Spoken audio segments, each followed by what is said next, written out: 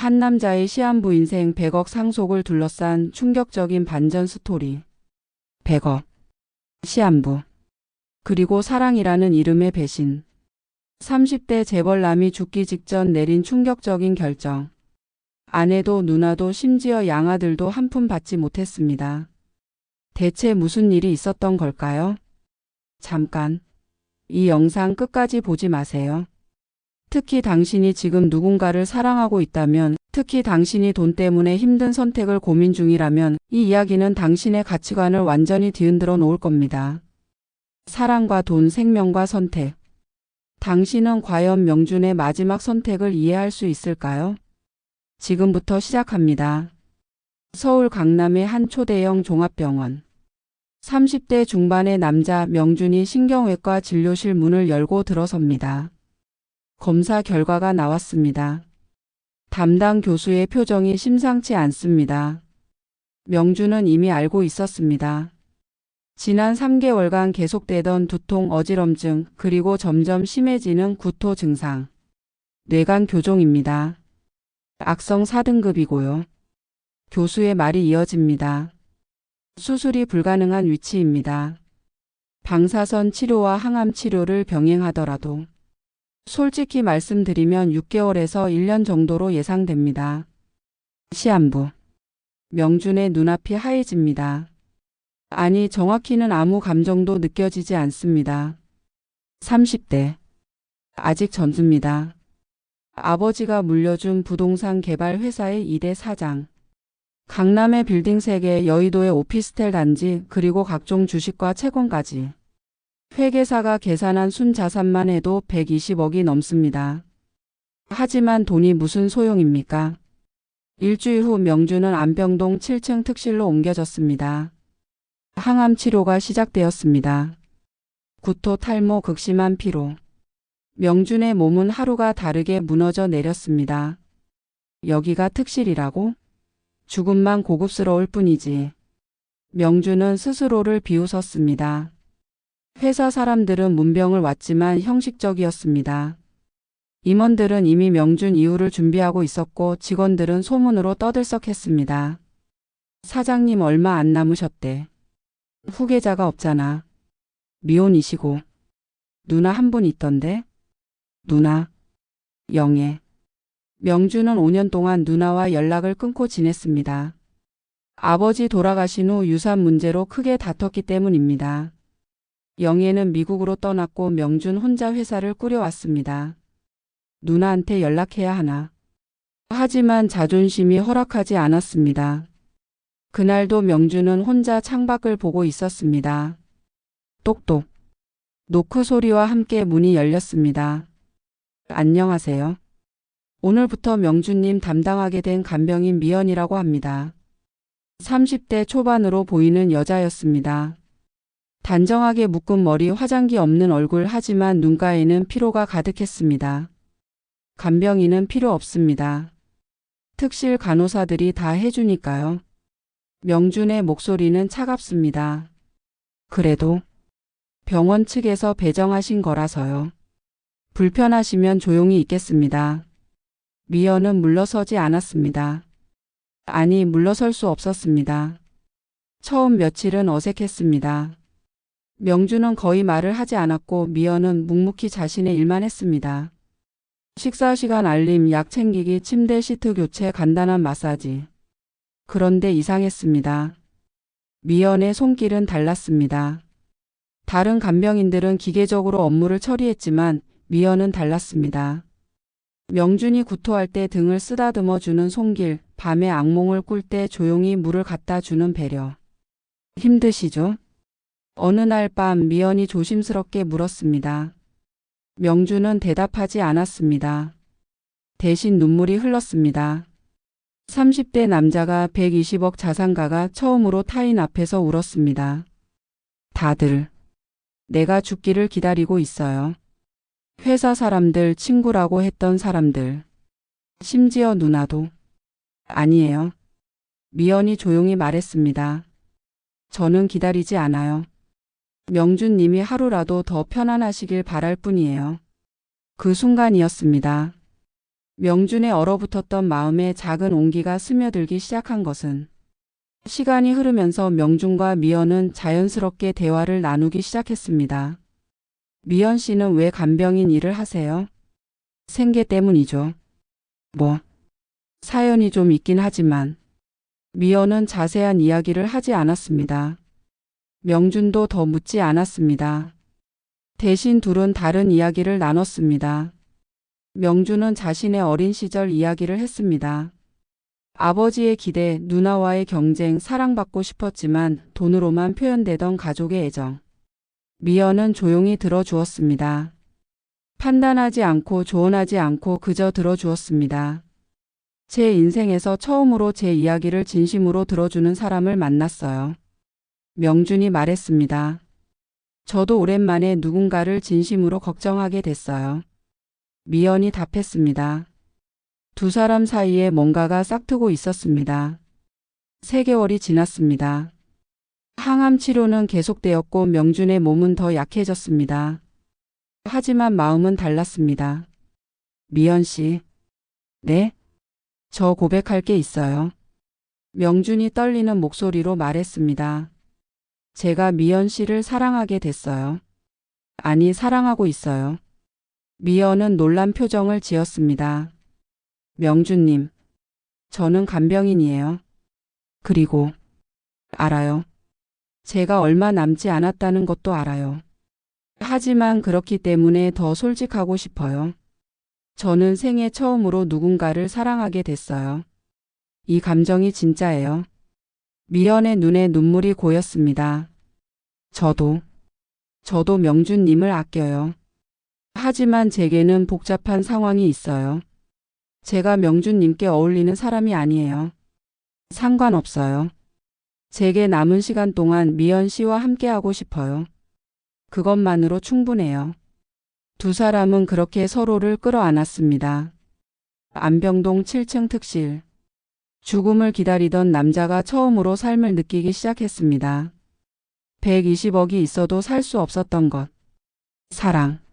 하지만 이 사랑의 시작에는 누구도 예상치 못한 어둠이 숨어 있었습니다. 미연에게는 말하지 못한 비밀이 있었고 명준에게는 너무 많은 재산이 있었습니다. 그리고 멀리 미국에서 누군가가 이 모든 상황을 예의주시하고 있었습니다. 명준과 미연의 사랑이 어떻게 발전하는지 그리고 혼인신고라는 중대한 결정이 어떤 파장을 일으키는지 공개됩니다. 고백 이후 명준과 미연의 관계는 빠르게 깊어졌습니다. 병원 측에서는 환자와 간병인의 관계를 우려했지만 명준은 단호했습니다. 제 인생입니다. 제가 선택하겠습니다. 미연은 더 이상 간병인이 아니었습니다. 연인이었습니다. 명준은 미연에게 자신의 모든 것을 보여주었습니다. 회사 이야기, 재산 이야기, 그리고 가족 이야기. 제 누나 영애는 미국에서 변호사로 일하고 있어요. 아버지 돌아가신 후 유산을 반씩 나눠 가졌죠. 누나는 현금으로 받아서 미국으로 갔고 저는 회사와 부동산을 물려받았어요. 그럼 지금 명준님 혼자 다 관리하시는 거예요? 네, 힘들지만 이제는 의미가 없어요. 어차피 가져갈 수도 없고. 명준은 쓸쓸하게 웃었습니다. 미연 씨, 만약 제가 없어진다면 이 모든 게 누구한테 가야 할까요? 명준님, 그런 얘기 하지 마세요. 아니에요. 진지하게 생각 중이에요. 회사 임원들에게? 직원들에게? 아니면 사회에? 명준은 고민이 깊었습니다. 어느 날 저녁 미연이 조심스럽게 자신의 이야기를 꺼냈습니다. 명준님, 제 과거에 대해 말씀드려야 할 것 같아요. 말하고 싶을 때 말해요. 저는 미연 씨의 과거가 아니라 지금의 미연 씨를 사랑하니까. 그래도 알아야 해요. 미연은 깊은 숨을 들이쉬었습니다. 저는 이혼녀예요. 그리고 아들이 하나 있어요. 명준은 놀라지 않았습니다. 아니, 놀랐지만 표정 관리를 했습니다. 계속 말해요. 전 남편은 사업가였어요. 처음에는 작은 무역업을 했는데 욕심이 과했어요. 큰 거래를 따내려고 대출을 받았고 결국 사기를 당했어요. 미연의 목소리가 떨렸습니다. 빚이 7억이었어요. 은행 대출 3억, 사채 4억. 전 남편은 견디지 못하고 잠적했어요. 저와 아들을 두고. 그럼 지금. 네, 그 빚이 제게 왔어요. 연대 보증을 섰거든요. 이혼했지만 빚은 남았어요. 명주는 미연의 손을 꽉 잡았습니다. 그래서 간병인 일을 하시는 거군요. 네, 밤낮으로 일해도 이자도 못 갚아요. 아들은 시어머니가 키우고 있고 저는 한 달에 한 번 만나요. 그것도 멀리서. 미연이 울기 시작했습니다.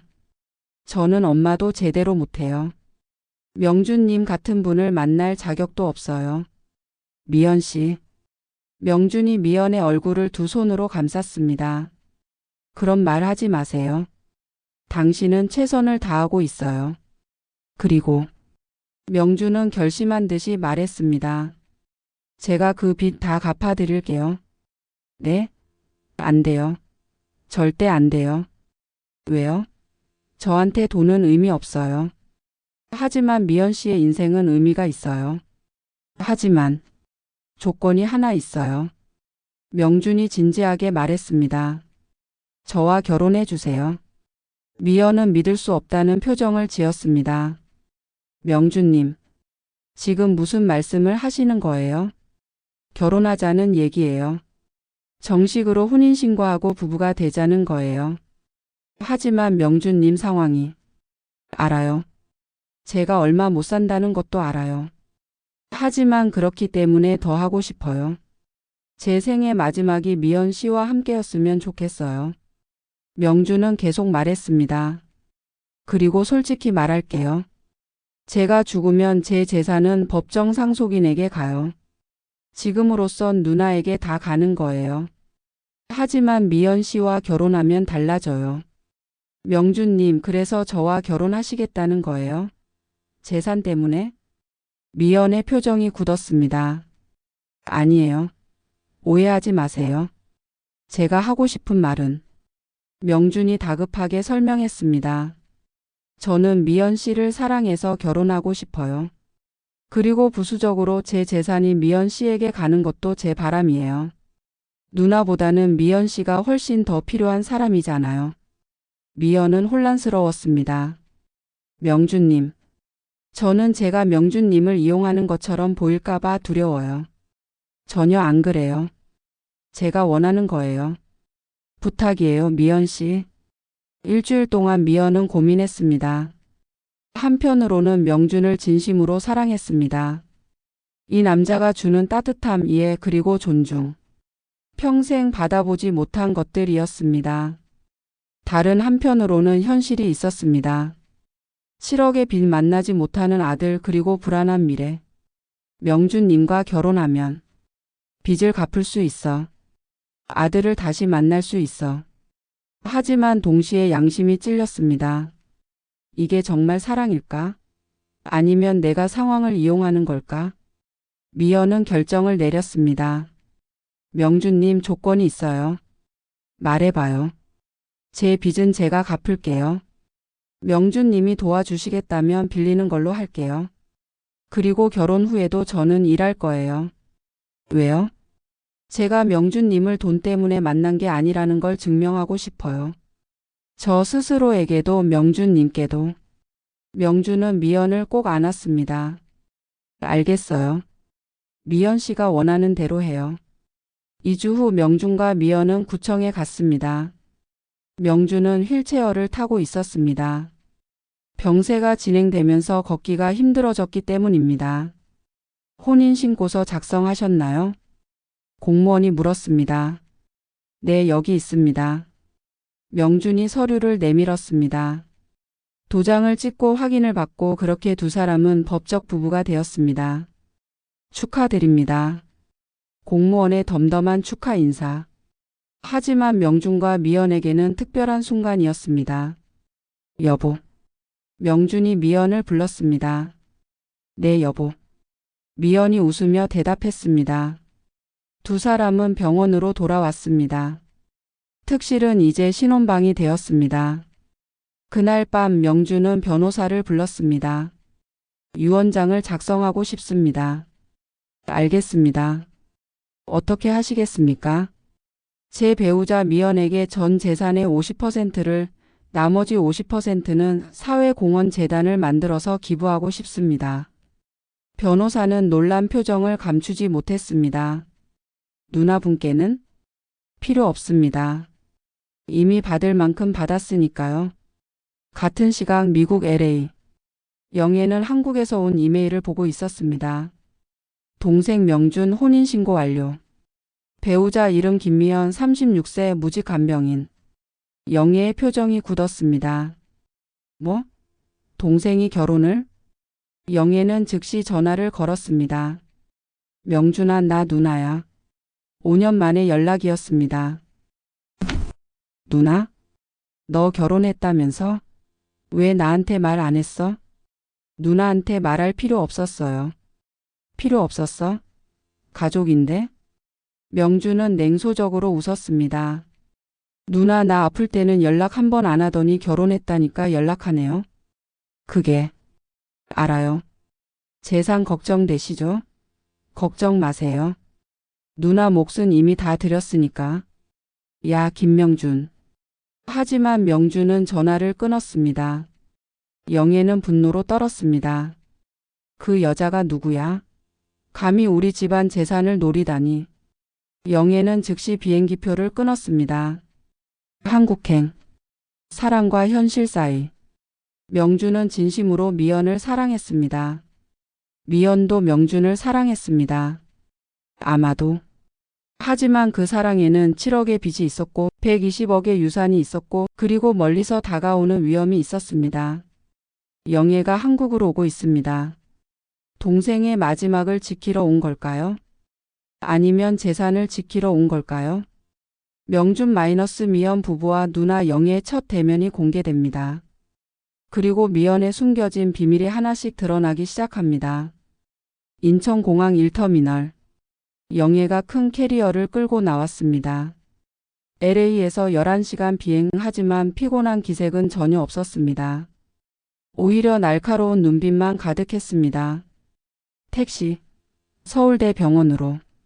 영애는 호텔에 짐을 풀 생각도 없이 바로 병원으로 향했습니다. 차 안에서 영애는 한국 지인들에게 받은 정보를 다시 확인했습니다. 김미연 36세. 이혼녀. 전 남편 사업 실패로 거액의 빚. 간병인으로 일하다가 명준을 만남. 혼인신고 후 3일 만에 명준 명의로 5억 원 대출 실행. 5억이나. 영애는 분노로 떨었습니다. 이게 사랑이야? 이건 사기잖아. 영애가 병실 문을 벌컥 열고 들어왔습니다. 명준아. 명준은 침대에 누워 있었고 미연이 옆에서 과일을 깎고 있었습니다. 누나? 그래, 누나야. 5년 만이지? 영애는 미연을 쏘아보았습니다. 당신이 미연 씨? 미연이 일어나며 공손하게 인사했습니다. 안녕하세요. 김미연이라고 합니다. 인사는 됐고. 당신 우리 동생이랑 왜 결혼했어요? 누나. 명준이 소리쳤지만 영애는 멈추지 않았습니다. 아프고 시한부인 남자랑 결혼하는 게 정상이에요. 게다가 결혼하자마자 5억을 대출받았다면서요. 미연의 얼굴이 창백해졌습니다. 그건 내 돈이에요, 누나. 명준이 끼어들었습니다. 내가 미연 씨 빚을 갚아주고 싶어서 빌린 거예요. 문제 있어요? 문제 있지. 너 정신이 있어 없어? 처음 보는 여자한테 5억을? 처음 보는 여자 아니에요. 내 아내예요. 형제의 신경전이 시작되었습니다. 명준아, 정신 차려. 이 여자 너 재산 노리는 거야. 누나 말 듣기 싫으면 나가요. 여긴 내 병실이에요. 야, 내가 너 누나야. 누나가 뭐 했는데요? 내가 아플 때 한 번이라도 전화했어요. 문병 한 번 왔어요. 영애는 말문이 막혔습니다. 그건 나도 미국에서 바빴고. 바빴으면 지금도 바쁘지 왜 왔어요? 결혼 소식 듣고 재산 걱정돼서 온 거잖아요. 명준의 직격탄에 영애는 할 말을 잃었습니다. 병실을 나온 영애는 즉시 사설 탐정을 고용했습니다. 김미연이라는 여자 조사해 주세요. 과거 제시도은 계속 현재 모든 것을 낱낱이 파헤쳐 주세요. 알겠습니다. 며칠 정도 시간을 주시면 3일. 3일 안에 모든 걸 알아내세요. 돈은 얼마든지 드릴게요. 영애는 단호했습니다. 그날 저녁 영애는 병원 근처 호텔에 방을 잡았습니다. 잠은 오지 않았습니다. 동생이 저렇게 변할 줄이야. 사실 영애도 마음 한편이 불편했습니다. 동생이 아프다는 소식을 들었을 때 진심으로 걱정되지 않았던 건 아닙니다. 하지만 5년 전의 유산 싸움이 생각났습니다. 아버지 김 회장이 갑작스럽게 심장마비로 돌아가셨을 때 명준은 27살, 영애는 32살이었습니다. 유언장에는 이렇게 적혀 있었습니다. 회사와 부동산은 아들 명준에게, 현금과 주식은 딸 영애에게. 문제는 비율이었습니다. 회사와 부동산의 가치가 80억, 현금과 주식이 40억. 영애는 불공평하다고 주장했습니다. 아빠는 왜 이렇게 하신 거야? 나도 똑같은 자식인데. 누나 아버지가 회사를 나한테 맡긴 건 이유가 있어. 내가 경영학 전공했고. 그럼 나는? 나는 법대 나왔는데. 나도 회사 경영할 수 있어. 하지만 아버지 뜻이. 아버지 뜻? 아들이 더 중요하다는 뜻이지. 결국 영애는 자신의 몫을 현금으로 받아 미국으로 떠났습니다. 그게 마지막이었습니다. 3일 후 탐정이 영애를 찾아왔습니다. 조사 결과입니다. 두꺼운 파일을 건넸습니다. 김미연 본명 맞습니다. 36세. 2015년 결혼, 2020년 이혼. 영애는 파일을 넘기며 읽었습니다. 전 남편 이름은 박성우. 무역업을 했다가 사기를 당해 7억 2천만 원의 빚을 짐. 미연 씨가 연대 보증을 선 상태였고 이혼 후에도 빚은 그대로 남음. 역시 빚쟁이였네. 더 있습니다. 탐정이 또 다른 서류를 꺼냈습니다. 전 남편과의 사이에 아들이 하나 있습니다. 이름은 박준서 8살. 현재 전 남편 쪽 어머니가 키우고 있고 미연 씨는 한 달에 한 번 정도 면회. 아이가 있어? 네. 그리고 더 중요한 게 있습니다. 탐정이 목소리를 낮췄습니다. 혼인신고 직후 미연 씨가 사채업자들과 접촉한 기록이 있습니다. 명준 씨 명의로 받은 5억 중 4억이 사채업자들에게 갚아졌고요. 그럼 나머지 1억은? 그건 아직 파악 중입니다. 다만 탐정이 망설이다가 말했습니다. 미연 씨가 최근 이상한 움직임을 보이고 있습니다. 같은 시각 병원 특실. 미연은 화장실에 숨어서 전화를 받고 있었습니다. 미연아, 돈 받았어. 고마워. 전화기 너머로 거친 남자 목소리가 들렸습니다. 이제 끝이죠? 더 이상 연락하지 마세요. 뭐? 끝? 아직 3억이 남았는데? 그건 제가 더 갚을게요. 시간을 주세요. 시간? 우린 너한테 5년을 줬어. 이제 내세 남편한테 받으면 되잖아. 부자라며? 안 돼요. 명준 씨는 아파요. 더 이상 부담 주고 싶지 않아요. 그럼 어쩔래? 우리가 직접 찾아가서 받을까? 제발. 조금만 기다려 주세요. 제가 일해서 갚을게요. 일해서? 간병인 월급으로 3억을? 웃기고 있네. 전화가 끊겼습니다. 미연은 주저앉아 울기 시작했습니다. 어떡하지? 어떡해. 그때 화장실 문이 열렸습니다. 미연 씨? 명준이었습니다. 휠체어를 타고 화장실 앞까지 온 것입니다. 여보, 왜 여기까지? 울고 있었어요? 무슨 일 있어요? 아, 아니에요. 그냥. 미연 씨, 나한테 숨기지 마요. 무슨 일인지 말해요. 미연은 고개를 저었습니다. 아무것도 아니에요. 걱정 마세요. 하지만 명준은 느꼈습니다. 미연이 뭔가를 숨기고 있다는 것을. 다음 날 영애가 다시 병실에 나타났습니다. 명준아, 나 동생이랑 단둘이 얘기 좀 하자. 무슨 얘기인데요?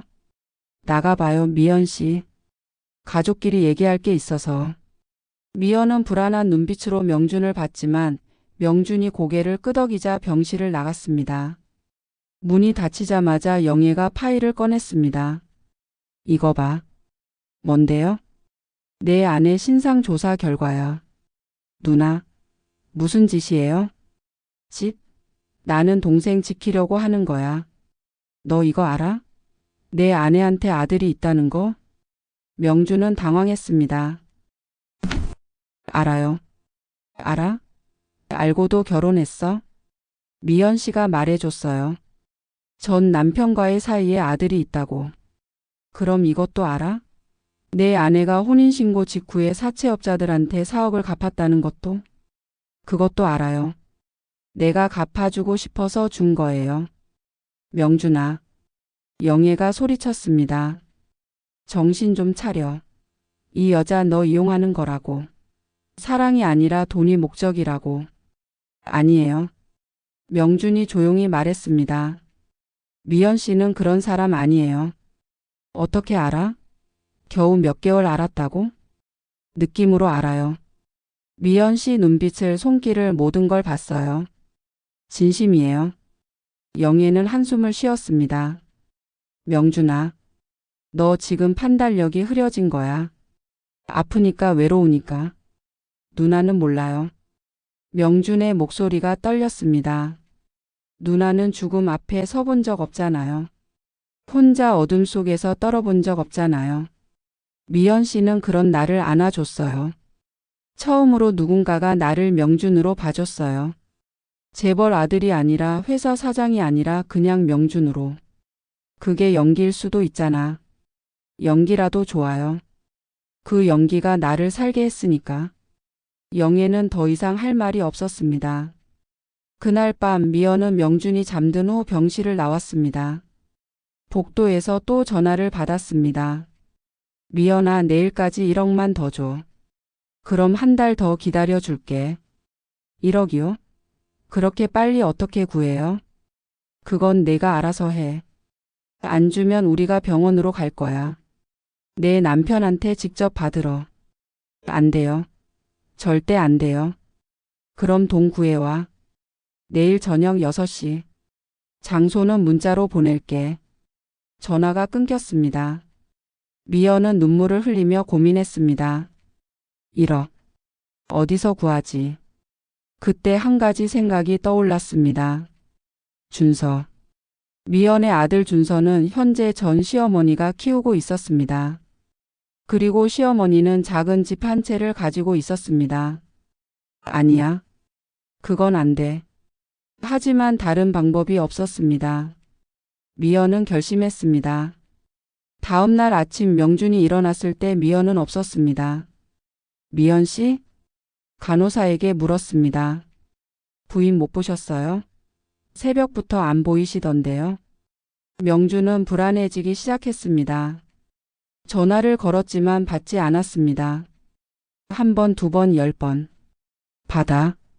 제발 받아. 하지만 미연의 전화는 계속 꺼져 있었습니다. 오후가 되었습니다. 여전히 연락이 없었습니다. 명준은 패닉에 빠졌습니다. 미연 씨, 어디 간 거야? 그때 영애가 병실에 들어왔습니다.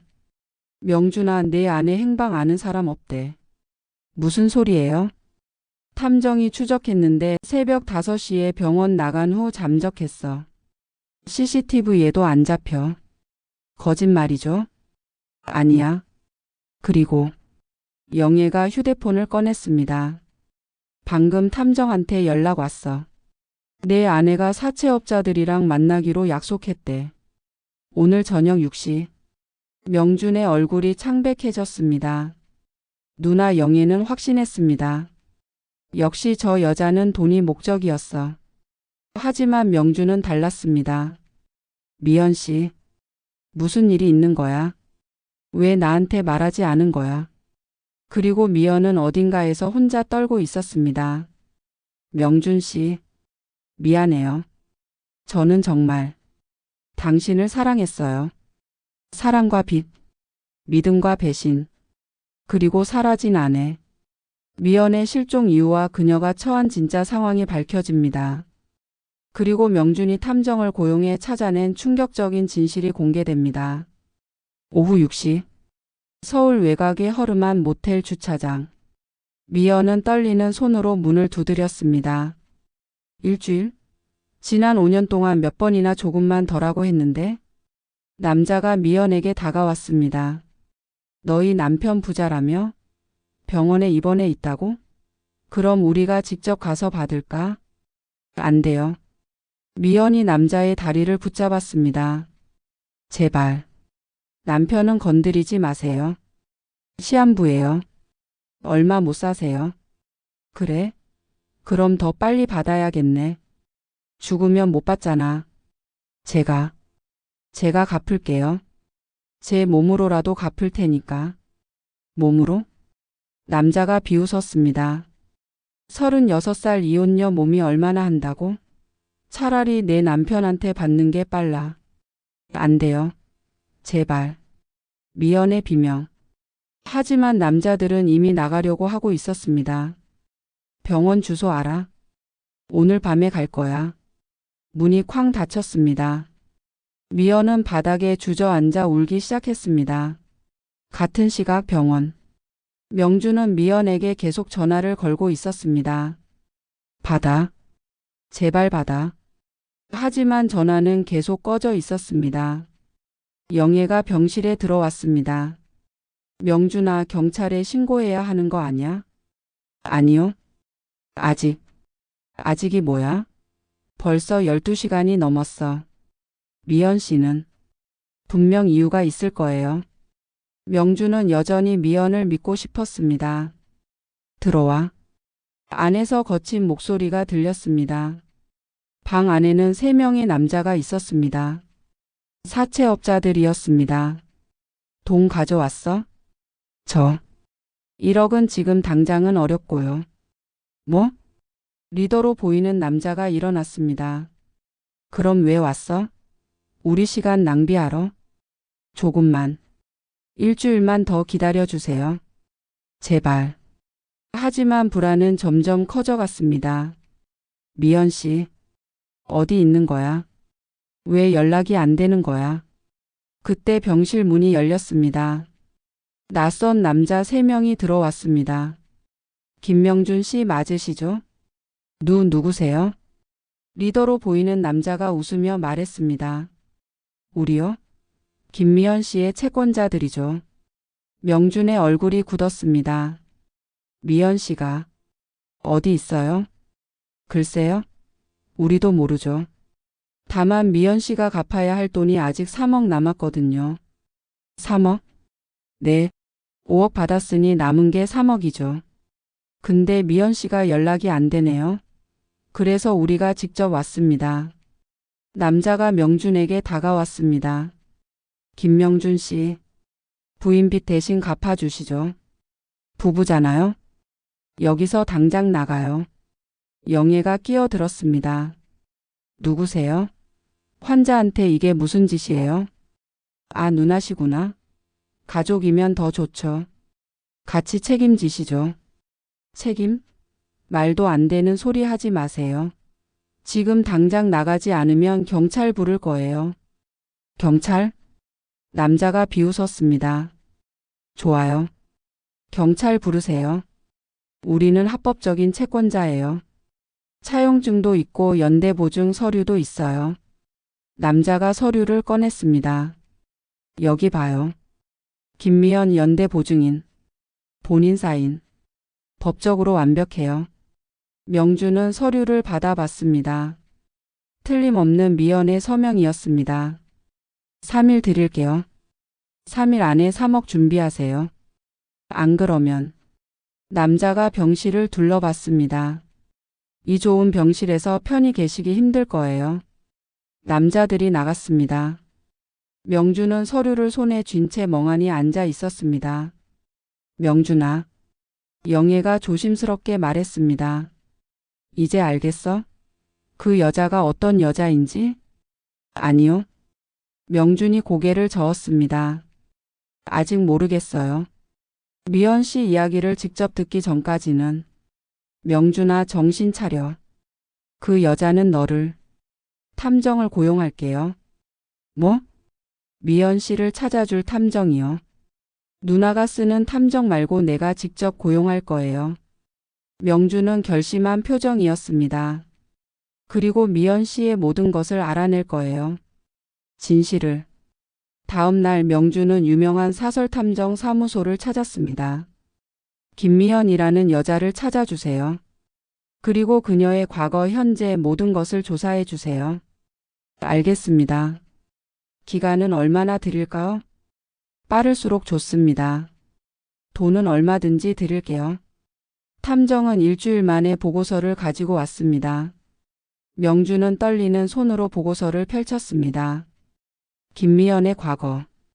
보고서는 미연의 인생을 낱낱이 보여주었습니다. 가난한 집안 출신. 아버지는 일찍 돌아가시고 어머니는 청소일로 생계를 유지. 미연은 장학금으로 대학을 졸업했고 작은 회사에서 사무직으로 일했습니다.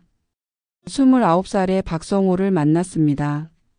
무역업을 하는 성실한 남자처럼 보였습니다. 결혼 1년 후 아들 준서를 낳았습니다. 하지만 결혼 3년 차 남편의 사업이 무너지기 시작했습니다. 더 큰 거래를 따내면 대박이야. 남편은 은행 대출 사채까지 받아가며 사업을 확장했습니다. 하지만 거래처가 사기였습니다. 7억 2천만 원이 하룻밤에 사라졌습니다. 남편은 술에 빠졌고 폭력적으로 변했습니다. 다 내 탓이야. 내가 내 사업을 응원하지 않아서. 미연은 맞으면서도 참았습니다. 아들 때문이었습니다. 하지만 결국 이혼을 선택했습니다. 아들 앞에서 맞는 모습을 보여줄 수 없었기 때문입니다. 이혼 후 남편은 잠적했습니다. 빚은 연대 보증을 선 미연에게 고스란히 넘어왔습니다. 명준은 울면서 보고서를 읽었습니다. 미연 씨, 이런 고생을 하고 있었구나. 하지만 보고서는 여기서 끝이 아니었습니다. 최근 활동. 탐정이 조사한 미연의 최근 행적. 혼인신고 2주 전 미연은 사채업자들과 만났습니다. 그리고 한 가지 제안을 받았습니다. 명준의 심장이 빠르게 뛰기 시작했습니다. 부자 환자를 찾아서 결혼해라. 그러면 빚을 탕감해 주겠다. 뭐라고? 명준은 믿을 수 없었습니다. 미연은 처음에는 거절했습니다. 하지만 사채업자들은 계속 압박했고 아들을 볼모로 협박했습니다. 아들을? 네. 돈 안 갚으면 네 아들을 데려가겠다는 식으로요. 명준은 주먹을 꽉 쥐었습니다. 그래서 미연은 명준 씨를 찾았습니다. 탐정이 조심스럽게 말했습니다. 간병인 배정도 우연이 아니었습니다. 사채업자들이 병원 내부 사람을 매수해서 미연을 명준 씨 담당으로 만들었습니다. 모든 게 계획이었다는 거예요. 처음에는 그랬습니다. 하지만 탐정이 다음 페이지를 넘겼습니다. 중간에 변수가 생겼습니다. 미연은 명준 씨를 진심으로 사랑하게 되었습니다. 탐정이 여러 증거를 제시했습니다. 혼인신고 전날 미연은 사채업자들에게 이렇게 말했습니다. 저는 못하겠어요. 그분은 정말 좋은 분이에요. 이용할 수 없어요. 하지만 사채업자들은 협박했습니다. 안 하면 네 아들 죽인다. 미연은 울면서 혼인신고를 했습니다. 하지만 명준 씨한테는 모든 것을 숨겼습니다. 명준의 눈에서 눈물이 쏟아졌습니다.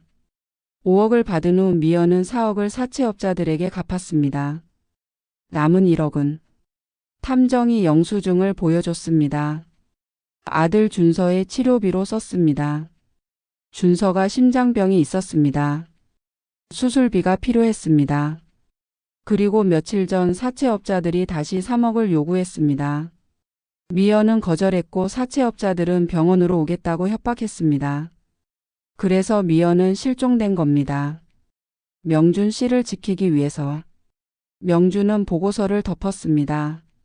모든 것이 이해되었습니다. 미연 씨가 어디 있는지 아세요? 명준이 급하게 물었습니다. 추적 중입니다. 다만 휴대폰이 꺼져 있어서 힘들지만 곧 찾을 수 있을 겁니다. 제발 빨리 찾아주세요. 부탁입니다. 명준은 간절했습니다. 그날 밤 탐정에게서 연락이 왔습니다. 찾았습니다. 인천 쪽 고시원에 숨어 있습니다. 주소 주세요. 제가 직접 갈게요. 하지만 명준 씨 건강이 상관없어요. 지금 당장 가야 해요. 명준은 휠체어를 타고 택시를 탔습니다. 영예가 말렸지만 소용없었습니다. 인천의 허름한 고시원. 명준은 힘겹게 계단을 올라갔습니다. 휠체어를 버리고 난간을 잡고 한 계단씩. 미연 씨. 문을 두드렸습니다. 안에서 움직임이 있었습니다. 누구세요? 나예요.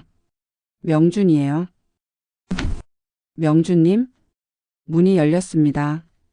미연은 창백하고 수척한 얼굴로 서 있었습니다. 외제 시동 계속 여기까지 오신 거예요?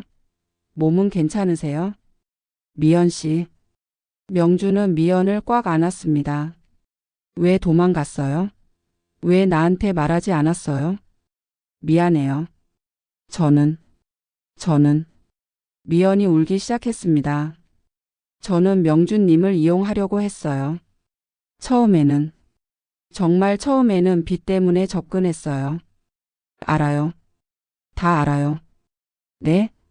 탐정한테 다 들었어요. 사채업자들이 협박한 것도 준서 수술비도 전부 다. 미연은 놀란 표정을 지었습니다. 그럼 다 아시면서. 그래서 왔어요. 미연 씨를 데려가려고. 명준이 미연의 얼굴을 감쌌습니다. 미연 씨는 잘못한 게 없어요. 아들을 지키려고 한 거잖아요. 나를 지키려고 도망친 거잖아요. 하지만 저는 명준님을 속였어요. 처음에는 계산적으로 접근했어요. 처음이 어떻든 지금이 중요해요. 지금 미연 씨 마음은 진짜잖아요. 그걸로 충분해요. 명준님. 두 사람은 그렇게 한참을 울었습니다. 다음 날 명준과 미연은 병원으로 돌아왔습니다. 영예가 기다리고 있었습니다. 명준아, 그 여자 데리고 왔어? 누나, 미안하지만 이제 그만 좀 해요. 뭐? 이 여자가 널 이용했다는 걸 알면서도? 이용한 게 아니에요. 미연 씨는 아들을 지키려고 했던 거예요. 그리고 나를 사랑해요. 진심으로. 영예는 한숨을 쉬었습니다. 명준아, 너 정말 죽을 때까지 속을 거야? 속는 게 아니라 믿는 거예요, 누나. 영예는 더 이상 할 말이 없었습니다. 하지만 영예는 또 다른 사실을 알게 되었습니다. 영예가 고용한 탐정이 추가 보고서를 가져온 것입니다. 영예 씨, 큰일입니다. 무슨 일인데요? 미연 씨가. 명준 씨 몰래 준서를 명준 씨 호적에 올렸습니다. 뭐라고요? 영예는 서류를 확인했습니다. 입양신고서. 양부 김명준, 양자 박준서. 이게 언제 된 거예요? 혼인신고 일주일 후입니다. 미연 씨가 명준 씨 도장을 몰래 사용한 것으로 보입니다. 영예의 얼굴이 굳었습니다. 역시 이 여자 완전히 계획적이었어. 사랑은 진짜였습니다. 하지만 빚도 진짜였고 협박도 진짜였고 그리고 호적에 올라간 아들도 진짜였습니다. 명준은 미연을 용서했습니다. 하지만 명준은 아직 한 가지 사실을 모르고 있었습니다. 자신의 호적에 미연의 아들이 올라가 있다는 것을. 그리고 이것이 발견되는 순간 모든 것이 바뀔 것입니다. 영예는 결정했습니다. 이제는 동생한테 진실을 말해야 해. 저 여자의 진짜 목적을. 다음 챕터에서는 명준이 호적의 진실을 알게 되는 순간과 그로 인한 충격적인 대결이 펼쳐집니다. 그리고 명준의 병세는 급격히 악화되기 시작합니다. 미연이 돌아온 후 2주간은 평화로웠습니다. 명준과 미연은 다시 병실에서 함께 시간을 보냈습니다. 명준은 미연의 과거를 알았지만 그것이 두 사람 사이를 더 단단하게 만들었습니다. 여보, 오늘 준서 만나러 가도 될까요? 미연이 조심스럽게 물었습니다. 당연하죠. 우리 아들인데. 우리 아들이라고 해주셔서 감사해요. 명준은 진심이었습니다. 준서를 자신의 아들처럼 생각하기로 했습니다. 다음 주에는 준서도 데려와요. 같이 저녁 먹고 싶어요. 정말요? 명준님이 괜찮으시면. 괜찮죠. 가족이잖아요. 미연은 행복했습니다. 처음으로 자신의 인생에 희망이 보였습니다. 하지만 영애는 달랐습니다. 영애는 탐정이 가져온 서류를 가지고 고민하고 있었습니다. 이걸 명준한테 보여줘야 하나? 아니면 영애도 동생이 행복해하는 모습을 보면서 망설여졌습니다. 명준이가 얼마나 더 살지도 모르는데 마지막까지 행복하게 해주는 게 맞는 건가? 하지만 120억의 재산이 걸린 문제였습니다. 아니야. 진실을 알아야 해. 저 여자는 명준이를 속이고 있어. 영애는 결심했습니다. 어느 날 오후 영애가 명준의 병실에 들어왔습니다. 미연도 자리에 있었습니다. 명준아, 너한테 보여줄 게 있어. 뭔데요, 누나? 영애는 서류 봉투를 꺼냈습니다. 이거 좀 봐. 명준이 서류를 펼쳤습니다. 입양신고서? 그래. 내 이름으로 된 입양신고서야. 양자 이름 봐. 박준서. 명준의 눈이 커졌습니다. 이게 무슨... 명준은 미연을 봤습니다. 미연의 얼굴은 창백해져 있었습니다. 미연 씨, 이게 뭐예요? 저는 대답해요. 이게 뭐냐고요? 명준의 목소리가 떨렸습니다. 미연은 고개를 숙였습니다. 미안해요. 저는 준서를 명준님 호적에 올렸어요. 내 허락도 없이요? 네. 명준님 도장을 위조했다는 거예요? 명준은 믿을 수 없었습니다. 영애가 끼어들었습니다. 명준은 중환자실로 옮겨졌습니다. 각종 기계들이 몸에 연결되었고 산소 마스크를 쓴 채 누워 있었습니다. 영애는 밤낮으로 병실을 지켰습니다. 명준아, 정신 차려. 누나가 잘못했어. 하지만 명준은 대부분의 시간을 잠으로 보냈습니다. 일주일이 지났습니다. 명준이 잠깐 깨어났을 때 영애에게 물었습니다. 누나, 미연 씨는 어디 있어요? 모르겠어. 연락이 안 돼. 찾아줘요. 누나.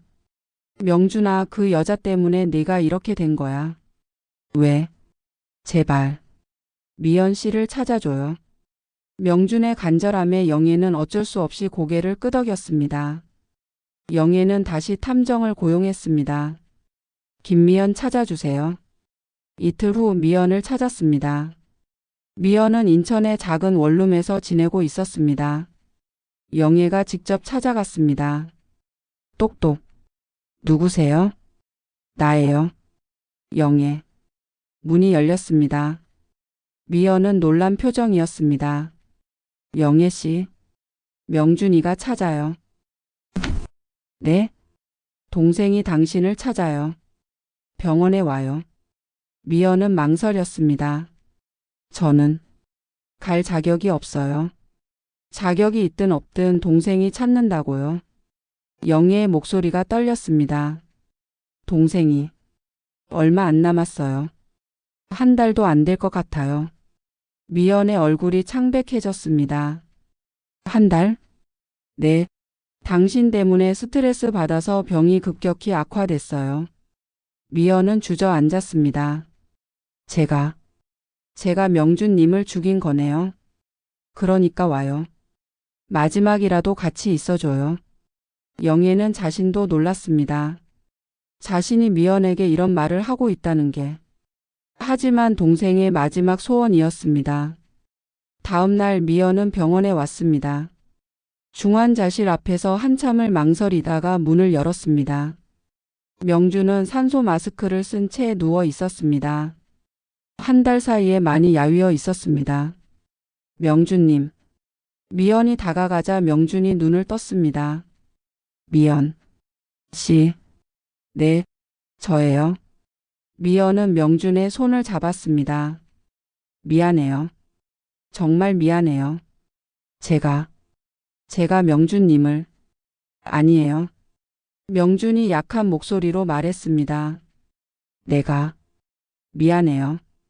미연 씨 말을 끝까지 안 들어줘서. 명준님, 탐정한테 들었어요. 사채업자들이 준서를 협박했다는 거. 명준이 힘들게 말을 이어갔습니다. 미연 씨는 아들을 지키려고 한 거죠. 명준님, 저는 정말 알아요. 미연 씨가 나를 사랑한다는 거. 명준이 미연의 손을 꽉 잡았습니다. 나도 미연 씨를 사랑해요. 두 사람은 그렇게 울었습니다. 일주일 후 명준은 변호사를 불렀습니다.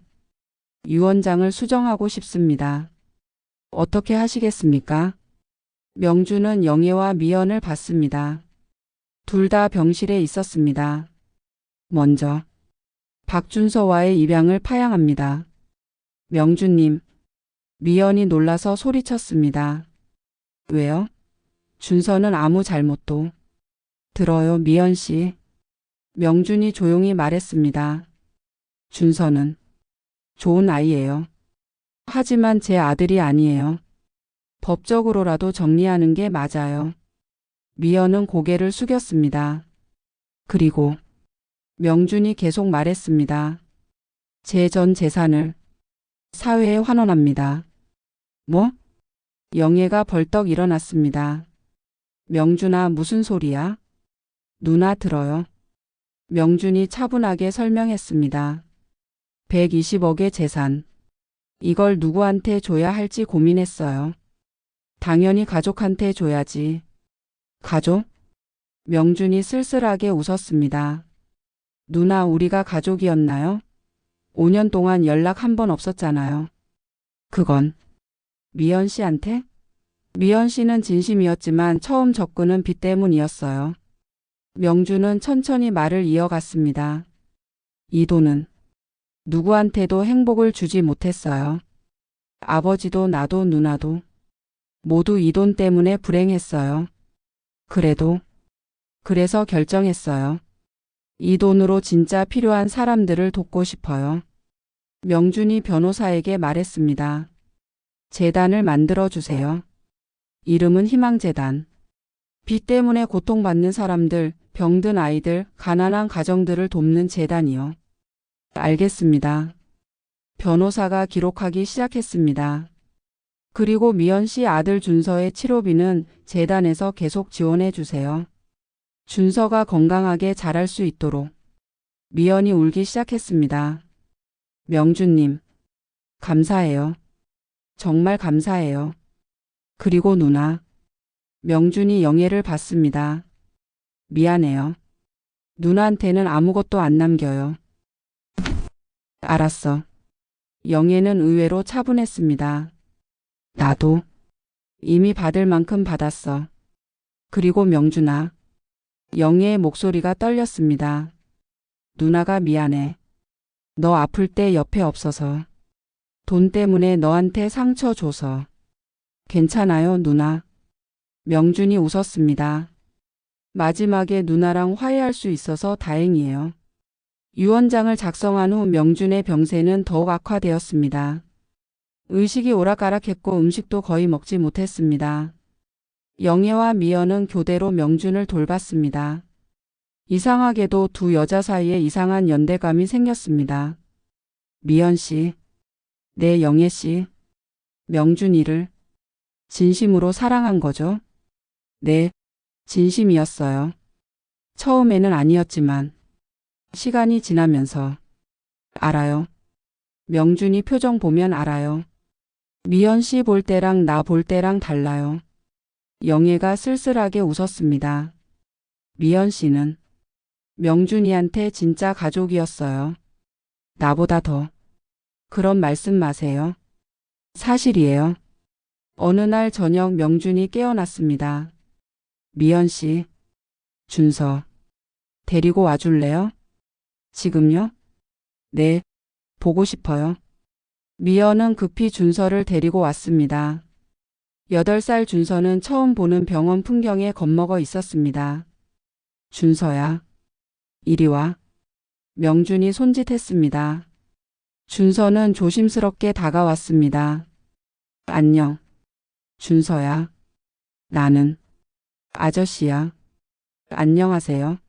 준서가 작은 개속은 목소리로 인사했습니다. 준서야. 엄마 말 잘 들어야 해. 알았지? 네. 그리고 준서는 정말 좋은 아이야. 엄마를 많이 사랑해줘. 명준이 힘들게 말을 이어갔습니다. 아저씨는 준서 아빠가 되지 못해서 미안해. 하지만 하늘에서 준서 지켜볼게. 준서는 무슨 말인지 잘 이해하지 못했지만 고개를 끄덕였습니다. 아저씨, 아프세요? 응, 조금. 하지만 괜찮아. 명준이 준서의 머리를 쓰다듬었습니다. 준서야, 건강하게 자라. 그날 밤 명준은 미연에게 말했습니다. 미연 씨, 행복했어요. 미연 씨 만나서. 저도요. 명준님, 저도 행복했어요. 다음 생에는 처음부터 정직하게 만나요. 약속. 네, 약속할게요. 두 사람은 손을 맞잡고 밤을 보냈습니다. 2주 후 명준의 상태가 급격히 나빠졌습니다. 호흡이 불규칙해졌고 혈압이 떨어지기 시작했습니다. 가족분들 들어오세요. 의사가 말했습니다. 영애와 미연이 병실로 들어갔습니다. 명준은 마지막 힘을 짜내어 두 사람을 봤습니다. 누나, 미안해. 그리고 고마워. 명준아, 나도 미안해. 사랑해. 미연 씨, 사랑해요. 진심으로. 저도 사랑해요. 명준님. 명준이 미소를 지었습니다. 이제 편해지는 것 같아. 그리고 천천히 눈을 감았습니다. B-. 심전도 모니터가 평평한 선을 그었습니다. 2025년 10월 15일 오후 11시 47분. 환자 사망. 의사의 차분한 목소리. 영애와 미연은 명준의 손을 잡고 울었습니다. 3일장으로 치러진 장례식에는 많은 사람들이 왔습니다. 회사 임원들, 직원들, 거래처 사람들. 하지만 진심으로 우는 사람은 2명뿐이었습니다.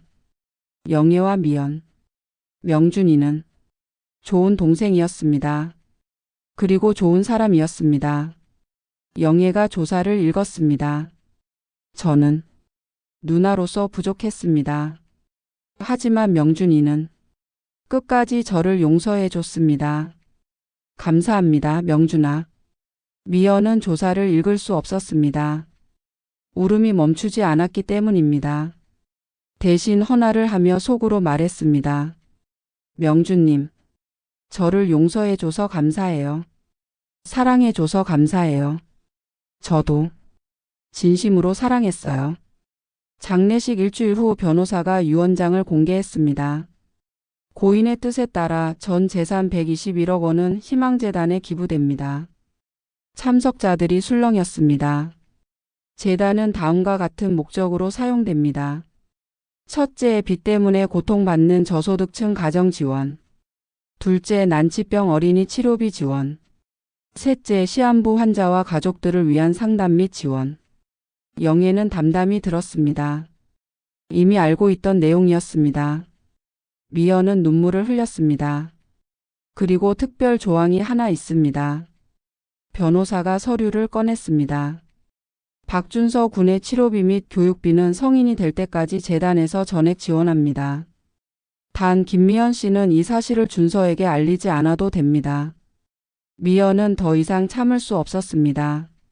명주님, 감사합니다. 정말 감사합니다. 명주는 떠났습니다. 하지만 그가 남긴 것은 돈이 아니었습니다. 용서였습니다. 사랑이었습니다.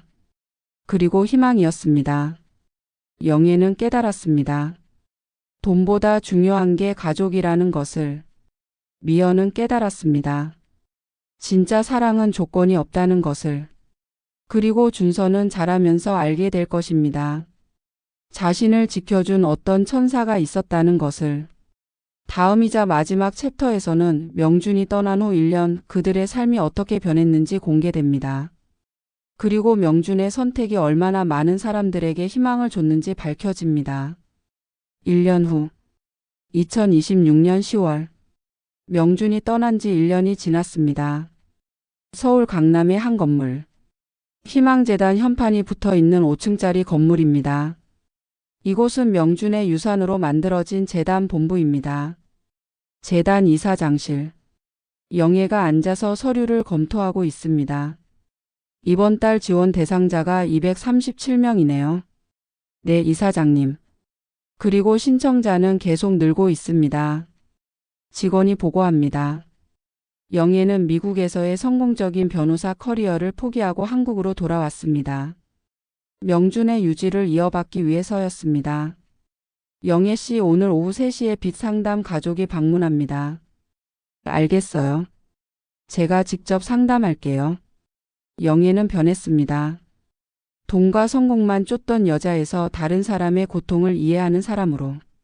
명준아, 누나가 이제 알겠어. 내가 왜 이런 선택을 했는지. 매일 아침 영애는 재단 입구에 있는 명준의 사진 앞에서 묵념합니다. 오늘도 열심히 할게, 명준아. 같은 시각 재단 2층 상담실. 미연이 한 여성과 상담하고 있습니다. 저는 남편이 사업 실패하고 빚만 7억이 남았어요. 어떻게 해야 할지. 여성이 울먹이며 말합니다. 미연은 그 마음을 너무나 잘 압니다. 자신이 겪었던 일이니까요. 저도 그랬어요. 7억 빚이 있었죠. 네? 그럼 어떻게? 시간이 걸렸어요. 하지만 포기하지 않았어요. 그리고 누군가가 도와줬어요. 미연이 따뜻하게 미소 지었습니다. 지금은 그 사람이 없지만 그분의 뜻을 이어서 제가 다른 분들을 돕고 있어요. 그분은 누구세요? 제 남편이었어요. 짧은 시간이었지만 진심으로 저를 사랑해준 사람. 미연은 지금 재단에서 상담사로 일하고 있습니다. 영애가 제안했습니다. 미연 씨, 재단에서 일해요. 미연 씨처럼 빚 때문에 고통받는 사람들을 도와주세요. 미연은 처음에는 망설였습니다. 제가 자격이 있을까요? 있어요. 누구보다도. 그렇게 미연은 재단의 일원이 되었습니다. 방과 후 미연은 준서를 데리러 갔습니다. 엄마. 9살이 된 준서가 달려옵니다. 건강하고 밝은 모습입니다. 준서야, 오늘 학교 어땠어? 좋았어요. 그리고 엄마, 이거 봐요. 준서가 그림을 꺼냈습니다. 가족 그림 그리기 숙제였어요. 그림에는 3명이 그려져 있었습니다. 엄마, 준서 그리고 하늘 위의 천사. 이 천사는 누구야? 엄마가 말했잖아요. 하늘에서 우리를 지켜주는 천사 아저씨가 있다고. 미연은 눈물이 났습니다. 그래. 천사 아저씨가 우리를 지켜주고 계셔. 준서는 자신을 도와준 사람이 명준이라는 것을 모릅니다. 미연은 명준의 유언대로 그 사실을 알리지 않았습니다. 하지만 준서는 감사하는 마음을 배우고 있습니다. 엄마, 나도 커서 천사 아저씨처럼 다른 사람들 도와주고 싶어요. 그래. 그럼 열심히 공부하고 착하게 자라야지. 네. 명준의 길. 영애와 미연은 함께 묘소를 찾았습니다. 준서도 함께였습니다. 명준아, 잘 지내고 있지? 영애가 헌화하며 말합니다. 재단은 잘 돌아가고 있어. 많은 사람들이 내 덕분에 새로운 인생을 시작했어. 자랑스럽지? 미연도 꽃을 놓았습니다. 명준님, 감사해요. 준서가 건강하게 잘 크고 있어요. 그리고 저도 이제 당당하게 살고 있어요. 준서도 작은 꽃을 놓았습니다. 천사 아저씨 고맙습니다. 엄마가 천사 아저씨 덕분에 웃게 됐대요. 세 사람은 묘소 앞에서 한참을 서 있었습니다. 바람이 불어왔습니다. 마치 명준이 대답하는 것처럼. 저녁 재단 회의실. 영애와 미연 그리고 직원들이 모였습니다. 1주년 보고를 시작하겠습니다. 직원이 발표를 시작합니다. 희망재단 덕분에 새로운 삶을 시작한 사람들의 이야기입니다. 화면에 여러 사람들의 영상이 나옵니다. 저는 사업 실패로 5억 빚이 있었습니다. 희망재단에서 3억을 지원해 주셨고 나머지는 제가 갚아나가고 있습니다. 이제 새로운 사업을 시작했습니다. 제 딸이 백혈병이었습니다.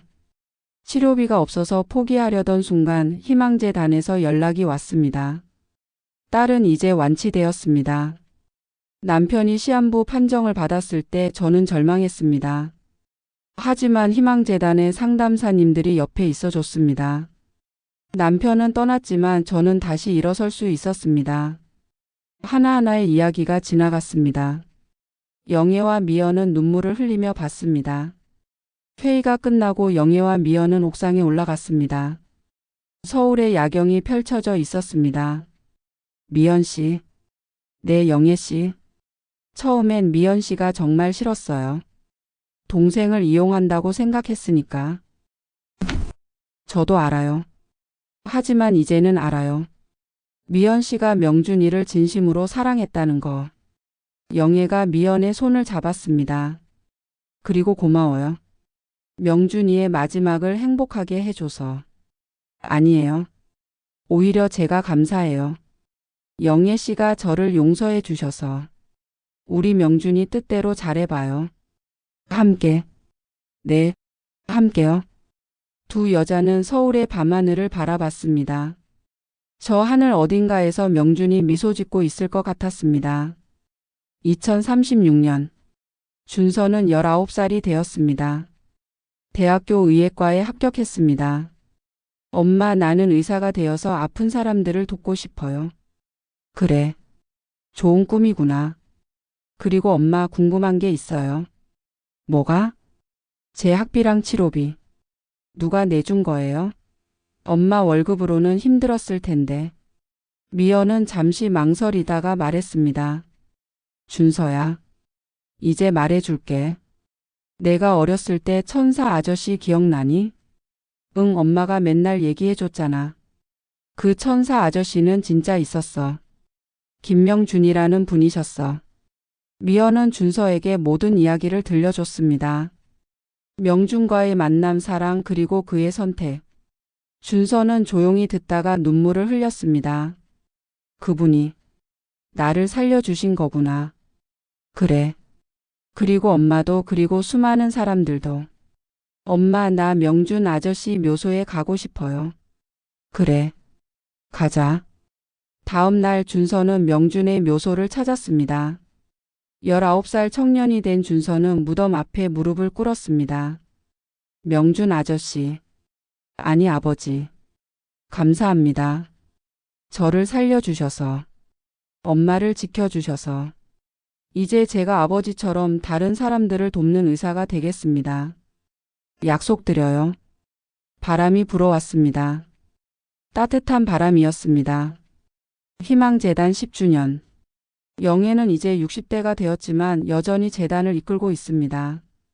미연은 상담팀장이 되어 수많은 사람들을 도왔습니다. 그리고 준서는 의사가 되어 재단의 의료자문위원으로 활동하고 있습니다. 지난 10년간 희망재단이 도운 사람들. 총 2,347가정. 지원금액 누적 187억 원 기부금 포함. 치료 완료 어린이 428명. 재기 성공 가정 892곳. 명준의 120억은 수천 명의 인생을 바꿨습니다. 그리고 그 사람들이 다시 다른 사람들을 도우면서 희망의 연쇄가 계속되고 있습니다. 누군가는 물을 것입니다. 명준은 왜 가족에게 재산을 남기지 않았을까? 대답은 간단합니다. 명준은 알았습니다. 돈은 사람을 행복하게 만들지 못한다는 것을, 오히려 돈은 사람 사이를 갈라놓는다는 것을. 명준이 진짜 원했던 것은 무엇이었을까요? 사랑이었습니다. 용서였습니다. 그리고 희망이었습니다. 명준은 죽었지만 그의 사랑은 계속되고 있습니다. 영예를 통해서, 미연을 통해서, 준서를 통해서, 그리고 수천 명의 사람들을 통해서. 이것이 명준이 남긴 진짜 유산입니다. 이 이야기를 끝까지 보신 여러분께 질문 하나 던지고 싶습니다. 만약 당신에게 100억이 생긴다면 어떻게 쓰시겠습니까? 가족에게 줄 것인가요? 자신을 위해 쓸 것인가요? 아니면 다른 사람을 위해 쓸 것인가요? 정답은 없습니다. 하지만 이것만은 기억하세요. 돈은 행복을 살 수 없지만 사랑은 영원히 남는다는 것을. 명준의 이야기가 당신에게 작은 울림이 되었기를 바랍니다. 구독과 좋아요, 알림 설정 부탁드립니다.